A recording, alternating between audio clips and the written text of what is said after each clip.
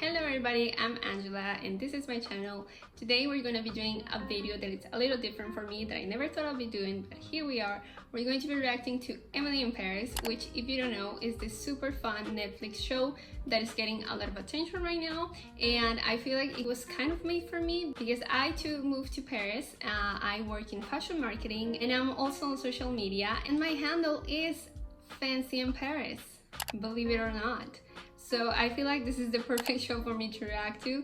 I have heard positive and negative feedback, especially from French people, which don't love the fact that it is very much not like a real reflection of Paris. I watched the first couple episodes. It's fun, I think it's cute, but I also think it's kind of filled with a lot of French cliches that are kind of a little bit negative. Anyways, that being said, I'm going to be reacting to this show based on my own experiences and my own life in Paris. So if you have a different opinion, that's totally fine, but I'm just going to be talking from my own experience and reacting to some of the things that are absolutely true and some of the things that are not really that true. So without further ado, let's get into it.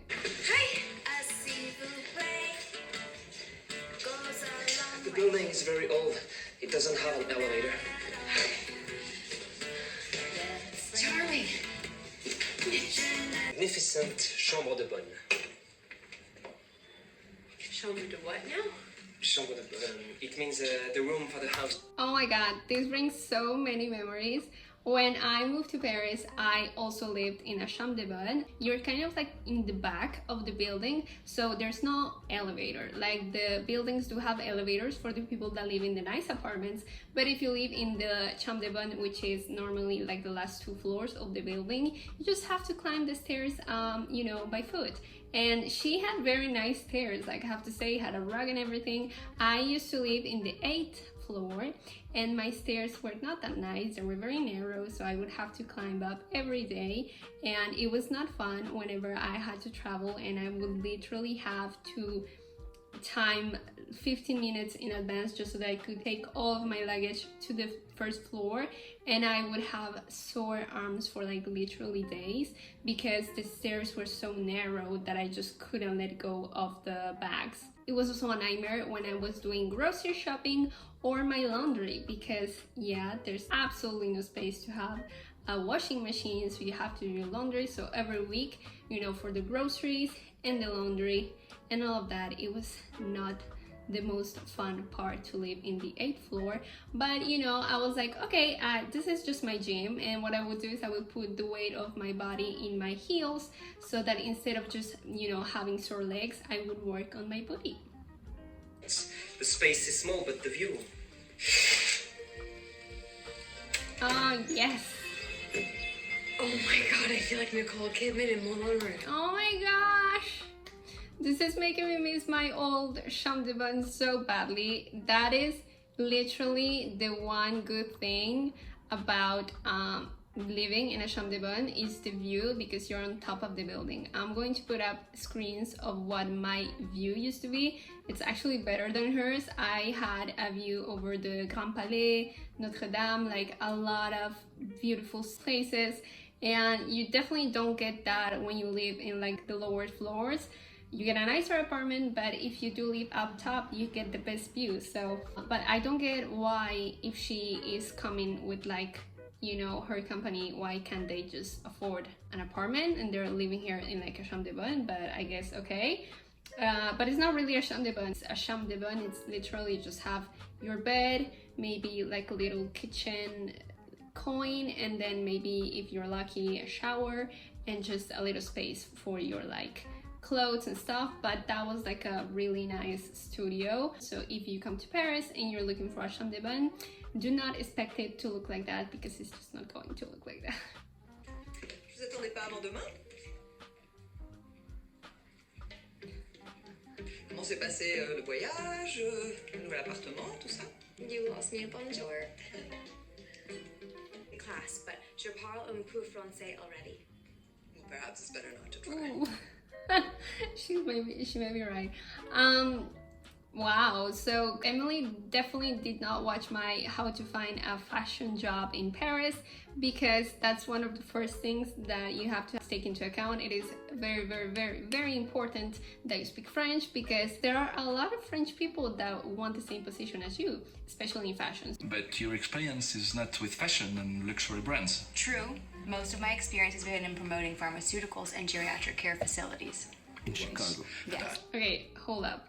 So, this is just the baseline of the show that I think it doesn't really make much sense. So she is a junior marketing executive in Chicago that has only experience with pharmaceuticals in the United States, and she's coming to France to work in a fashion luxury marketing agency, and she doesn't speak the language.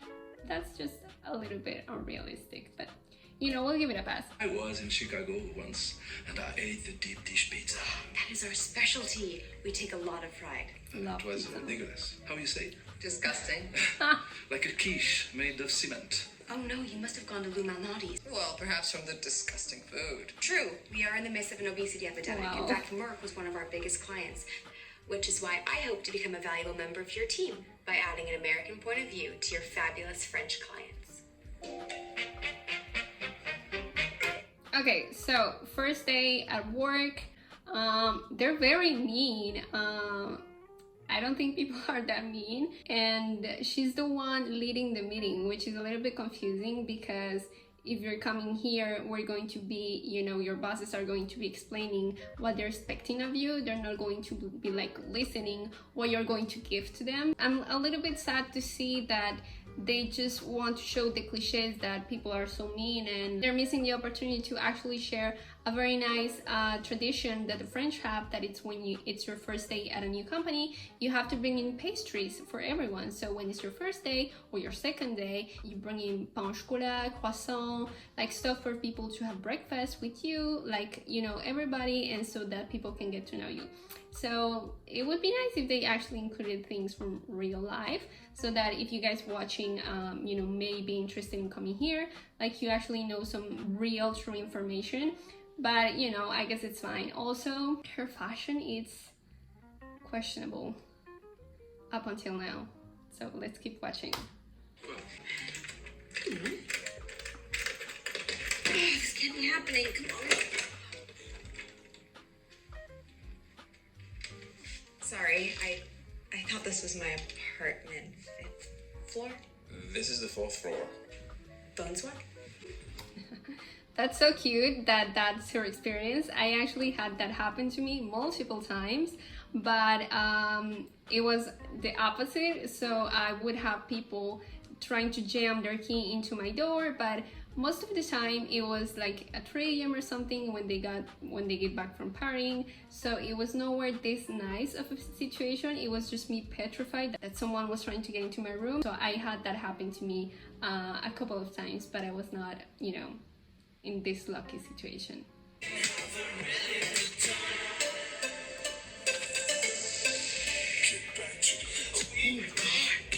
That is the exact feeling that you get the first time you try a pain au chocolat. If I had to choose the best thing the French ever invented, it's definitely pain au chocolat, without a doubt. What are you doing? I've been here since 8:30. Pourquoi? We open at 10:30.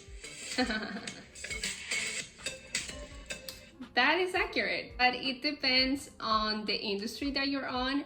I know that I used to start at like 10:30, so that's very nice when you work in fashion and marketing. But when I was working in consulting, you had to be at your workstation by 8:30 sharp. So it's not like everyone in France starts at 10:30. It's just, it depends on the industry. Bonjour. Bonjour.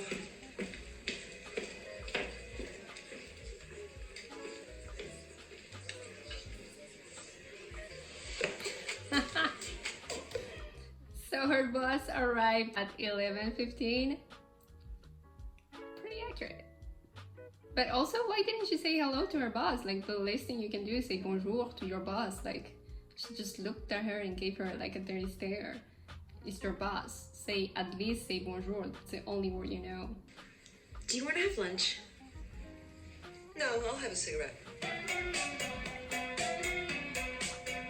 I have a bad stomach. I have a previous engagement.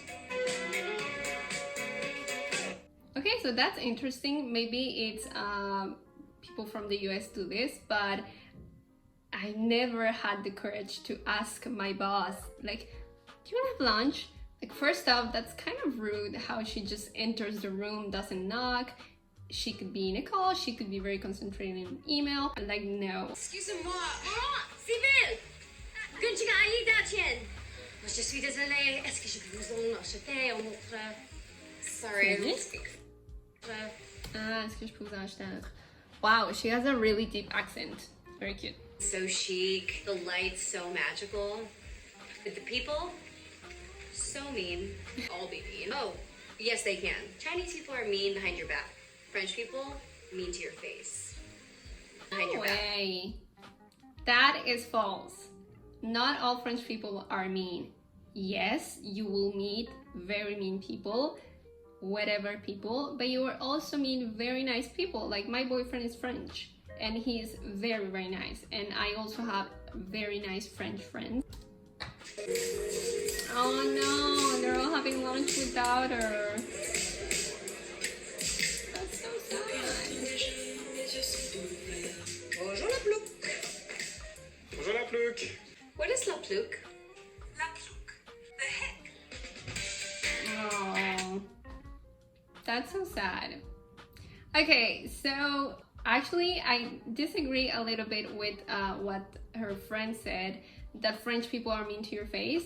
If French people don't like you, they're not going to even acknowledge that you exist.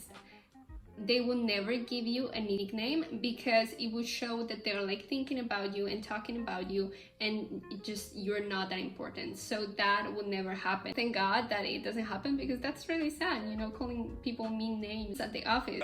Is the seat free? Yes. Isn't it nice how everyone that she crosses speaks English automatically? That's setting a very unrealistic expectation for anyone that watches this show.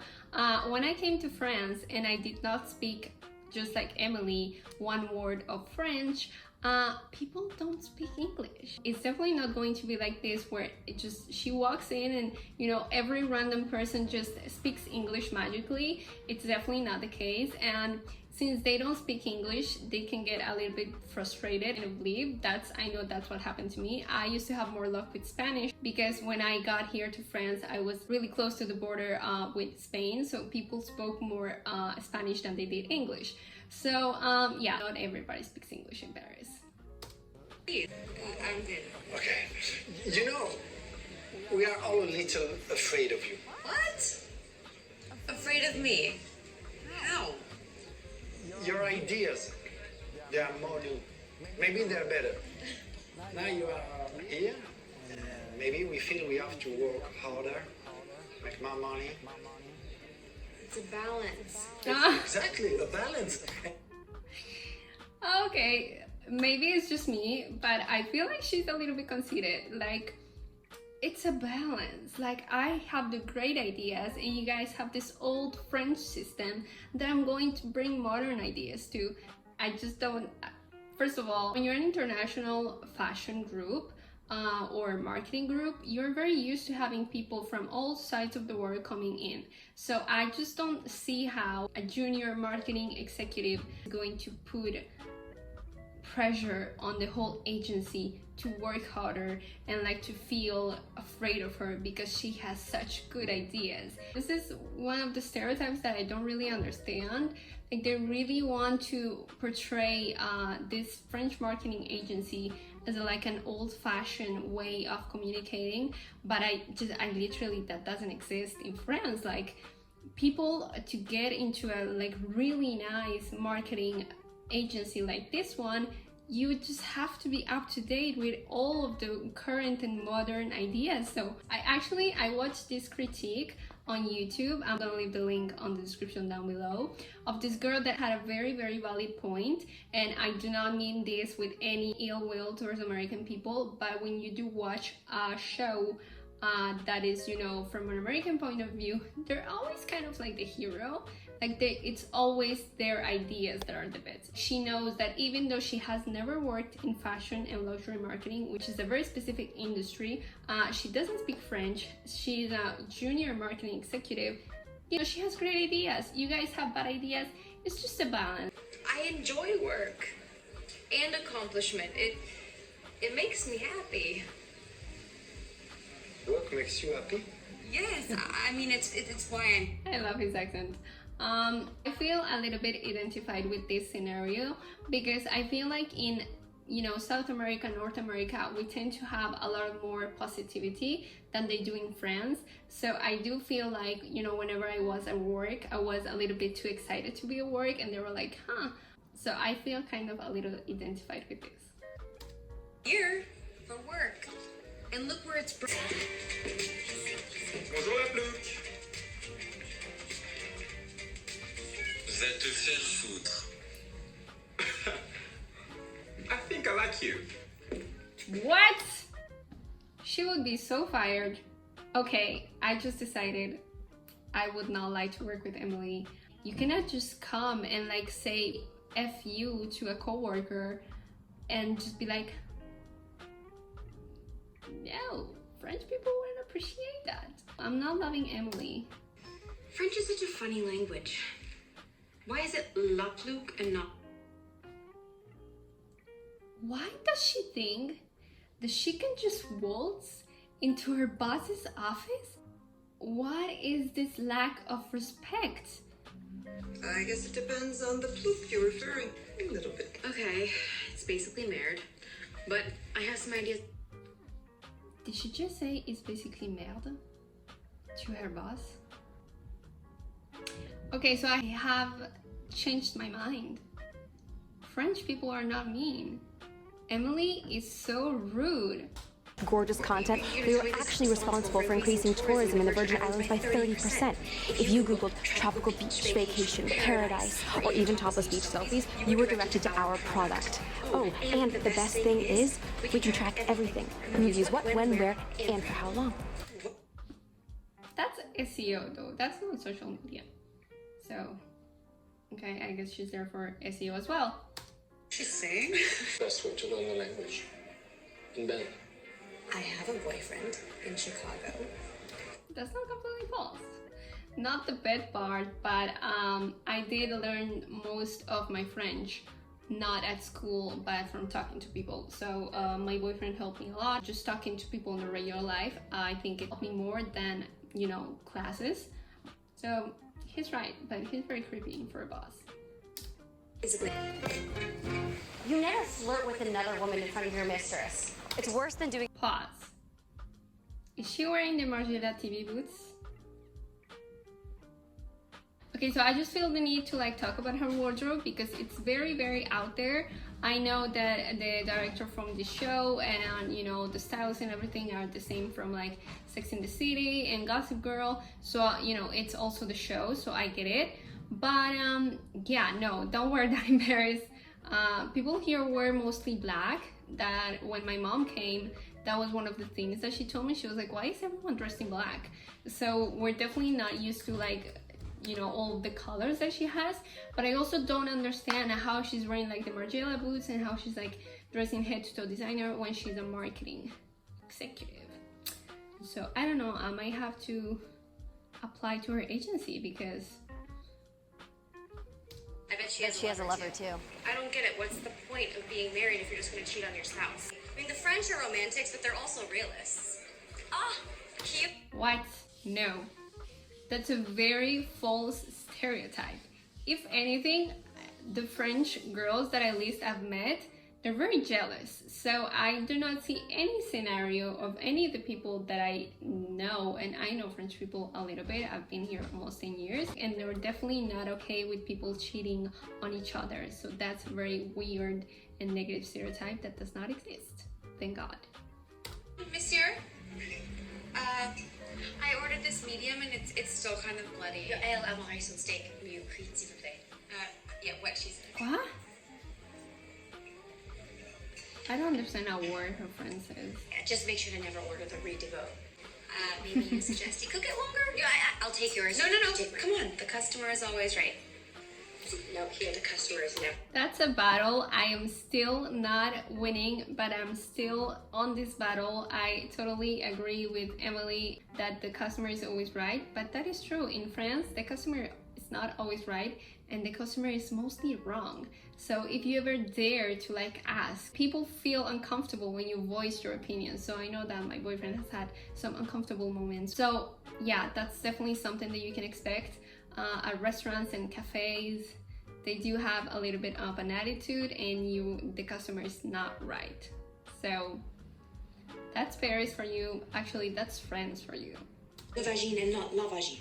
Oh, you mean le vagin? Oh, I don't know. It just is. Maybe it's because it's something a woman owns and a man possesses. Your language is seriously effed up.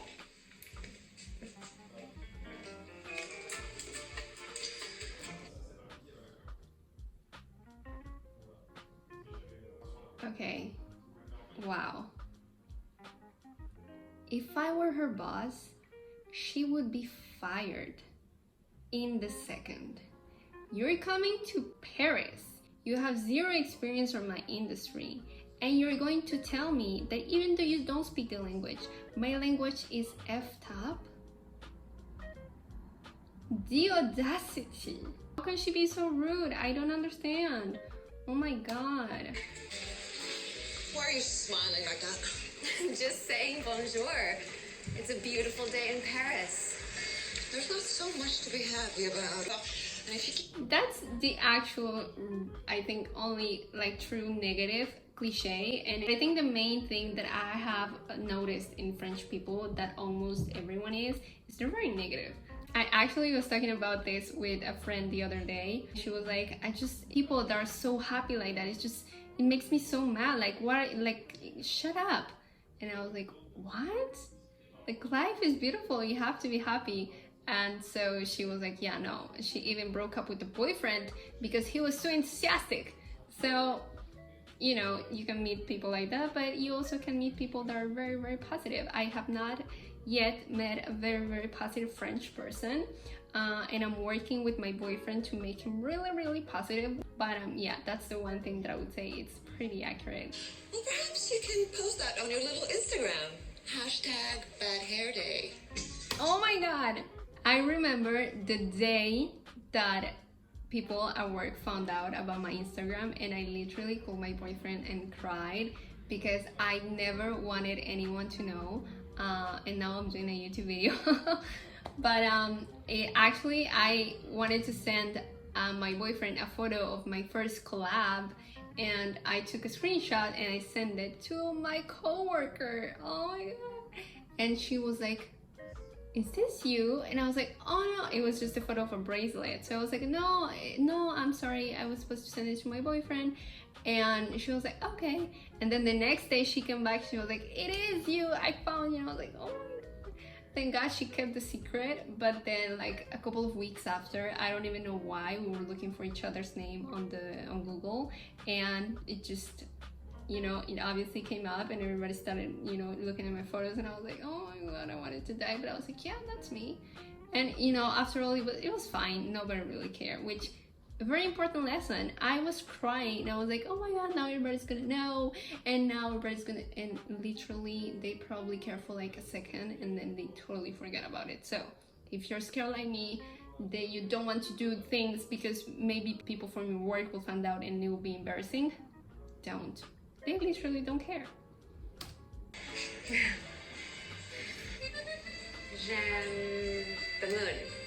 Okay, so this is one of the main things that I know French people did not appreciate about the series, which is they did never include the metro, which if you're in Paris and you don't have a car, or you don't take like a bike, you have to take the metro. So here you can see that she's in Bastille, which is pretty far away from where she lives. It would have been fun to include actual real stuff, like the metro is actually where you spend a good amount of time. Yeah, that's one of the main things that people found unrealistic, is that she just kind of like walked in heels. She's so good. How does she already have 10k followers when all she does is just post photos that don't really have like a niche, and also with hashtags that make no sense. So I mean, she is beautiful and she has the most beautiful eyebrows ever, so maybe that's why she has 10k followers. Name. Bonjour. I'm Emily in Paris, and I was invited on Instagram. Everyone was. Oh, can I get a big one like Kashmir? Oh, let me check. Not enough followers. So now, please integrate the So product in mean. your social media content. We expect a minimum of 5 posts. Okay, so now we've gotten to the influencer part. I have been actually invited to multiple influencer events in Paris, and I don't know why this guy is so mean, but they're actually super nice. I just don't see why they just keep putting everyone that's French just as a super mean person. Like, no. Also, I've never personally seen this kind of situation where they have like 2 size bags, and if you have like a certain amount they give you one, or a certain amount they give you another. Thank God, because I would feel very bad because I would most definitely get the little one. Thank you. My lousy French gets me nowhere. No, she's not nice to anyone. You're nice and French. And you speak English? Of course, I grew up watching American TV. Ah. And you? Visiting from the States? Wait a second. So you're telling me that the only way a French person can be nice, speak English, and not be mean is if only they grew up with an American influence? Like, I get it, it's an American show, we don't want to overthink it. You know, there's sex, there's wine, it's fun, there's questionable fashion, but there's fashion. Like, just watch it and, you know, just whatever. But it is portraying a culture, and it is just showing that everything is right with Emily and her American culture, and everything is wrong with every other French person that doesn't speak English or does not just, you know, go crazy to just compensate for Emily's bad French, or like, yeah, no. Okay, so I think that's enough for now. So here's my conclusion. I personally didn't want to watch this TV show because I saw on Twitter that it had a lot of negative feedback, but my sister actually called me and she was like, oh my god, I'm watching this show, it's literally your life. From me, I can tell you my experience was very similar to Emily's and also very different from hers, because I too was just so in love with Paris. I also got to live in a very, very beautiful neighborhood, and I also have this super positive view that I'm like, oh my god, I'm working in Paris, I'm living in Paris, this is just everything. And I was also taking like my Instagram photos, and that is absolutely true. Paris is such a magical city, but also French people are not that mean. They're not all lazy, they're not all just always talking about like sex at the workplace. It's just too many cliches. Dommage, how you say in France, which is like a little bit sad. They could have learned something to the people watching this. For example, the thing that I said, like when it's your first day at a job, you bring pastries, like, you know, interesting, actual real things from the French culture. Anyways, I don't think it was made to be educational. I think it was just made to, you know, just have fun. So, you know, why not watch it? But I do think it's a missed opportunity, definitely. And yeah. Anyways, that is it for this video. I really hope you guys enjoyed. I really hope maybe this brought you some value about, you know, more realistic ideas of what Paris is actually like. If you have a question, do not hesitate to DM me because I always answer. And that's it. If you have any other ideas for videos that I should do, please let me know in the comments down below. And subscribe, give it a like if you like the video. Thank you so much for watching, and I hope to see you in the next one. Bye! Pour le jour et un